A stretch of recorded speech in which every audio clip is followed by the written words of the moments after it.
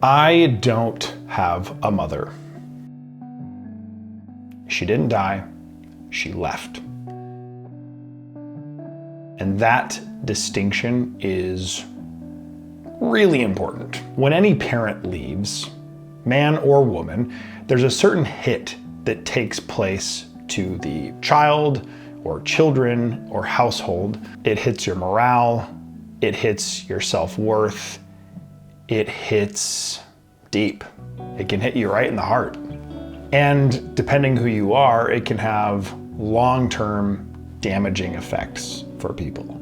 For me and my brother, we took it differently, for sure. I had a stronger fortitude and I did not let it affect me as much as it affected him. It hurt him. And I think it never stopped hurting him. And it started hurting him from an early age. She left when we were really young. I was about 5. The way the story was told to me is that my dad was up late one night getting ready for work the next day. And my mom had been out with one of her friends, just having, girls' night out. No big deal. My dad didn't think anything of it. And she came home a little drunk, walked in the house, through the front door, right up to my dad and said, "I want a divorce." And then walked into the bedroom, grabbed an overnight bag, walked back outside and got into the car with her friend who was waiting for her in the driveway, and they drove away. And that was it. Crazy. Like, imagine that actually happening to you. I've been broken up with, but divorced out of nowhere with 2 kids. That's pretty crazy. In the divorce, she got the house, she got their brand new Jeep, and she got custody of me and my little brother. And then my dad got to go figure it out. It's like, what do you do? And the unfortunate part is that my mom was not a fit mother. She wasn't. She was young. She was a little bit of a party animal. And she had me when she was 21. I think that she was really frustrated that she had kids so early. She didn't get her 20s. And I imagine that when you have that taken from you, that could be a tough pill to swallow. All that said, she still took custody of us. She had people over at the house all the time, and it was not that great of an environment. There were times where we could have been in danger, and fortunately that wasn't the case, but she dated a drug dealer. When my dad found this out, he fought for custody and got it. And God dang it, I am so grateful that he did. I couldn't imagine my life being on that track. So he got custody, and after that, my mom became the weekend mom, and then every other weekend mom. And then she moved, and then she moved further away. And this was back in the 1980s where there were no cell phones. So you could change your number and just disappear. Like, literally, you're done. Nobody contact me, address wiped from the white pages. Kids, look up what the white pages are if that does not sound familiar to you. She went off the grid. And we went from seeing her to calling her, and then she disappeared. And that's not something that you can just kind of get over, Your whole life is forced to grow around it, and you have to adapt. But you have this wound, and that heals into a scar. And sometimes that scar is hard to hide, especially if you're a young boy acting out. My dad ended up being a single father raising 2 boys. He was a hardwood flooring installer, still is a hardwood flooring installer, and he struggled at times. There were times where he had to feed 2 boys while being a subcontractor, a busy subcontractor, having to find daycare or a babysitter, having to go to school to pick us up. And he worked long days, he had no choice. But regardless of everything my dad was going through, my little brother and I were never left wanting, ever, ever. We were cared for, we were safe. He put us in sports. He made sure we did our homework. He was a great dad. I remember there was times, soccer practice, I was in 1st grade maybe, and I would sit in his van afterwards. He'd pull up with his work van, and he'd always have his lunchbox in there, and he would save a half of a ham sandwich for me and some chips. And I just remember being like, this is the best. You know, just got done with soccer practice, had my orange wedges and my Capri Sun, and then my dad brings me a ham sandwich. Like, I was living the life. Kids don't need much to be happy. And he went above and beyond all the time to make us happy and to provide for us. We always had food in the cupboards. The fridge was always full, 6 gallons of milk because we were growing boys in the Midwest.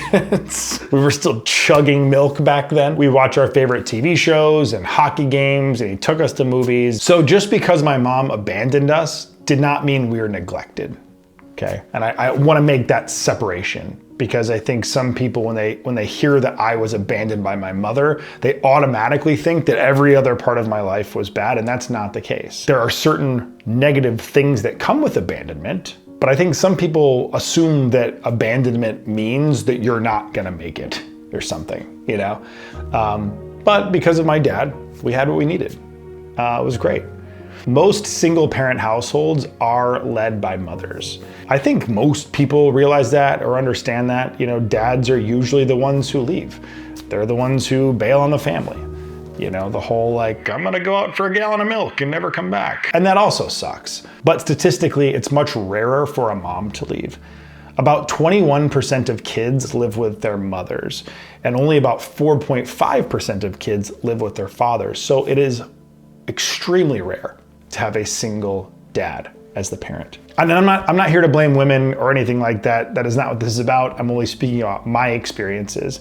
And growing up, my experience was it became extremely isolating. I don't know any other person in my life who's had their mom abandon them also. I don't have any friends, family, coworkers, nothing in my whole life. So this is something that I had to deal with on my own, and I had no one to share with. I don't have examples. I couldn't compare notes, and that was confusing. You know, it was confusing for a lot of reasons, but mostly, you know, moms are supposed to stay. They're not supposed to leave.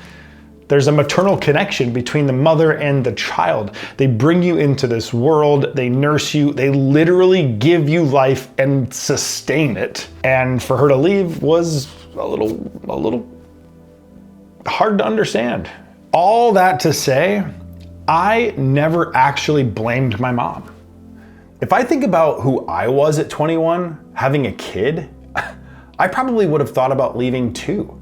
21 is a baby, and I was an accident. So imagine that, 21 and then poof, you have a whole life to be responsible for. You could argue that though I was an accident, it was still her responsibility, and I think that's true. But if we're being empathetic, if we're really thinking about the human condition and what people go through, I don't hate her for leaving.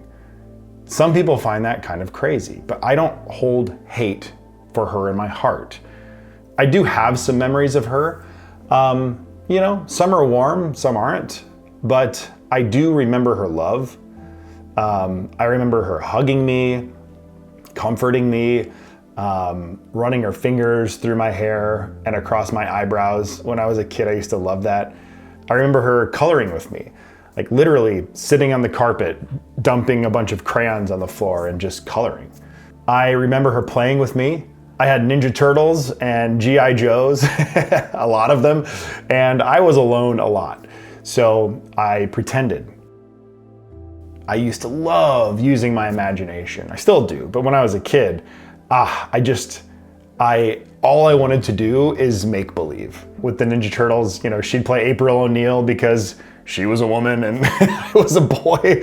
That's like literally the only justification for that. But she'd pick up April O'Neil and I'd have all 4 of the turtles and Bebop and Rocksteady. And we'd have a good time. I remember her laughing with me, you know. She had this crooked toe, and I remember as a kid pointing it out, and you know, when you're a kid, you don't know anything, you're just kind of like, what is wrong with your toe? So we would just laugh about her toe, and then she would fan her feet out and make me laugh because she knew that I found it funny, and it gave me a sense of joy, I guess, to make fun of her foot. You know, those are real memories. And I hold those in my heart. I think about those. But, you know, one day she was gone. I remember the last time I talked to her on the phone, she told me that if I didn't hear from her again, to remember that she loved me. That no matter how much time went by, that she loved me. I remember that phone call so clearly. I was maybe 6 years old, you know, and as a kid, you don't understand what that means. You don't understand that someone is saying goodbye forever. But I hung the phone up and I never spoke with her again. It makes me emotional still to this day. How do you just walk out on your kid? Kids. I just don't understand it.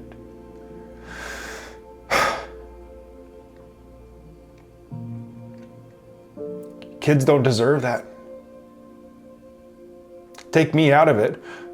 Kids don't deserve that.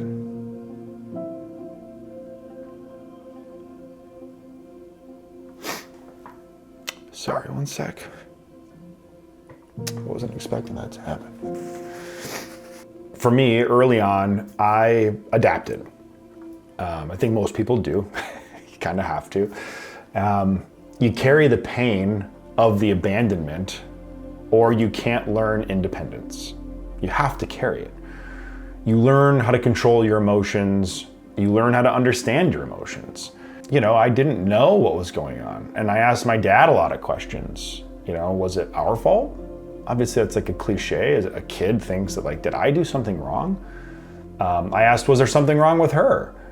Hell, I even asked my dad if there was something wrong with his relationship with her. You know, it's like, hey, did you do something? I was always curious. But I settled on something really important for me to move forward, and that was she made her own choice. I didn't cause her to leave, and I couldn't have brought her back. You know, as a kid, you lose self-worth. You feel less loved. You know, it's like, how can someone leave you? What must be wrong with you, the child, if your mom leaves? That's not fair to carry that. So I adapted. Then I became the kid with no mom. My dad became dad and mom. I used to give my dad Mother's Day cards sometimes and joke about it because he played both roles. All my friends love my dad. He's the best. My friends came over. My dad was just the parent. He played all the roles. Nobody ever felt like there was an absence of a mom because my dad was so great. Everyone could see how similar my dad and I are. I'm the spitting image of my dad, which you can see here. It's pretty fantastic. We look alike, we sound alike, we behave the same in every single way. I am that man's son. But there was always this other half of me, you know, especially when I started dating, that kind of went unseen, ununderstood. And women, they could see where I got my traits from my dad, but then they would notice something else. There was like a part of me that they couldn't quite put their finger on, and they'd ask where that thing came from. Like, that's not how your dad behaves, or that's not how your dad looks. There's one, like your eyebrow is just slightly different. And so they'd ask about my mom, and I didn't have answers. You know, so at that point, you start questioning who you are. Where is the other half of me? You know, what, like how I can't understand this other half of how I tick, how I am, what the fabric of my being is. And that was frustrating. You want to know who you are fully, but you don't get to.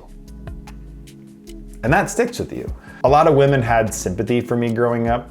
You know, they would say things like, how could a woman leave her kids? Which, yeah, I agree. I'd also hear that I was rough around the edges, that I needed a woman's influence. And that if I had a woman in my life, I would be a better guy or more well-rounded and this sort of thing.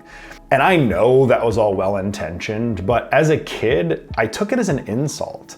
Like, you were telling me that my dad, who sacrificed everything, wasn't enough? The guy he raised me into who I am now, and that's not good enough? I don't know, man. That made me bitter. Made me really bitter and kind of nasty sometimes. However, when I look back at it now, they probably weren't wrong. You know, I was rough around the edges. But here's the thing. I don't know, man. Roses have thorns. And you don't throw out the rose because it can hurt you. You take the good with the bad. Every person has strengths, every person has flaws. And sometimes the thing that makes you rough around the edges is the thing that helps you survive whatever you're going through. Those edges did not come from nowhere. They came from adaptation. They came from being raised by someone who showed up every single day. And regardless of how my mom left, my dad always told us to treat women like queens. Always. He told us that my mom was not a reflection of all women, and that there are billions of women in the world who are wonderful and thoughtful and caring. We were taught respect and how to treat people well regardless of what happened to us. We were taught how to treat people with dignity, probably more than most kids were back then that I knew, and I'm grateful for that. Growing up, as the internet progressively got better, I would search her name all the time, at least 2 or 3 times a year. But then I stopped because I never found her, so I kind of gave up. But one day, around 2004, 2005, the woman I was dating at the time, she says, "Hey, you haven't looked your mom up in a while. You should look her up." Like, she had this instinct, this gut feeling. She was really curious about my mom, and I did. I looked her up. And the internet had progressed enough. This was the early 2000s, the early internet, early databases. But I looked her up, and wouldn't you know it, I found her. It was crazy. I actually found her. I found where she worked. She worked at a healthcare company. And I went to the healthcare company's website. I found their HR email, and I emailed HR and said, if you could let me know whether my mom was married to my dad in the 1980s, that would be really helpful. And about, 15 hours later, I got an email directly from her Yahoo account. And I remember thinking, oh my God, we've made contact. And by the way, emailing an HR department with that level of gravity to an email is pretty crazy. In hindsight, what I did was pretty crazy. It's pretty wild. Like, imagine just getting that email. That's pretty nuts. But I was curious. She wrote back, which was nuts. I'm reading this very long email. She said that she always knew that I would find her, but she never imagined in her wildest dreams it would happen like this. But there I was. We went back and forth for a while. I learned a lot about her. She told me she had another son. So I found out that I had a half brother. And her second husband was African American. So I have a half brother who's half black. I think that's awesome. I really want to meet him. I've never met him. I've done a little poking around. I've seen him on Instagram. He seems like a really good dude. Super, integrity driven. I don't know. He seems like a great guy. And one day maybe I'll meet him. But interestingly enough, as I was talking to my mom, I could tell she started getting a little cagey. I was seeing a therapist at the time, and my therapist told me never to get my hopes up about meeting my mom. She had already been capable of hurting me once, and she might do it again. My therapist was very transparent and upfront about that. So I tried to walk carefully into the situation, but I was excited, We found each other on Facebook. We became Facebook friends. She told me I could come see her. We talked about grabbing coffee or lunch and catching up. She still lived near where I grew up. And I thought, yeah, I'll just go back up there and I'll meet my mom. I'll get reintroduced. That could be kind of cool. But after a while, the messages slowed down. And then they stopped. She unfriended me on Facebook, and then I was blocked. The only explanation she gave was that she just couldn't do it, and she blocked me. And that hurt. I don't know what I was expecting. You know, my therapist told me it probably wouldn't work, but I was hopeful. I thought I could be a bridge between the past and the present. I thought I could reconnect her with my brother and my dad. I don't know, in my head, it's like maybe my mom and dad could have some sort of relationship again, even just as friends. You know, I'm just that way sometimes. I'm a glass half full person. I want everyone to win. I'm really optimistic. I live my life believing anything is possible. And I believe that we should put more positivity into the world. So I really thought I could do this. But turns out I couldn't. And that hurt even more. I felt embarrassed. I felt stupid. I remember thinking like, damn, we were so close. I was so close. But it was like picking a scab. I had been healing for so long, and then suddenly the wound was open again. Here I was, hurt again. But that one, that's my fault. Truly, that's my fault. I take credit for that. I poked the bear. I did it against all warnings, you know? And I'm still glad I tried. Yeah, I am. I'm glad that I tried. And years went by, and we didn't talk, and life went on.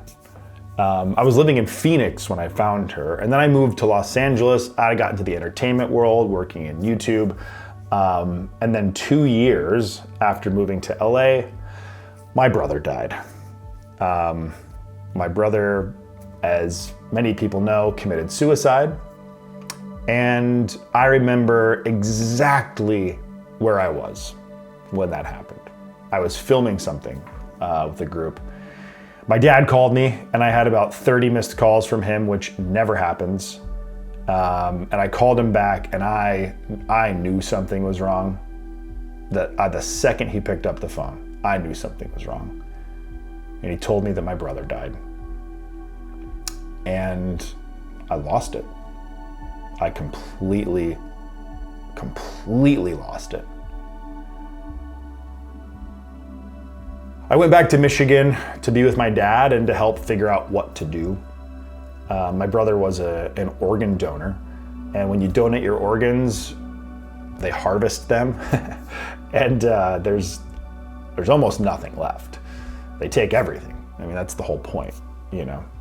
So we were gonna cremate him, but in the state of Michigan, guess what? You need both living parents to sign off on a cremation. My mom, even though dead to us, was technically alive, so I reached out to her. I was very direct. I remember I was just very direct. I said, hey, I know you don't want to talk to me and you haven't spoken to my dad in years, but Zach killed himself and you need to reach out and sign this paperwork now. I gave her my dad's number and she called him. And that was the first time my dad had spoken to his ex-wife in over 20 years.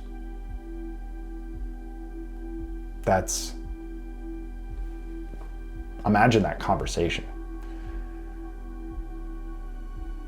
I don't know how she felt, but she signed the paperwork. The optimistic side of me thought they've reconnected over something this terrible. Maybe something good will come from it. After all, they had my brother together, you know, my brother was both of them.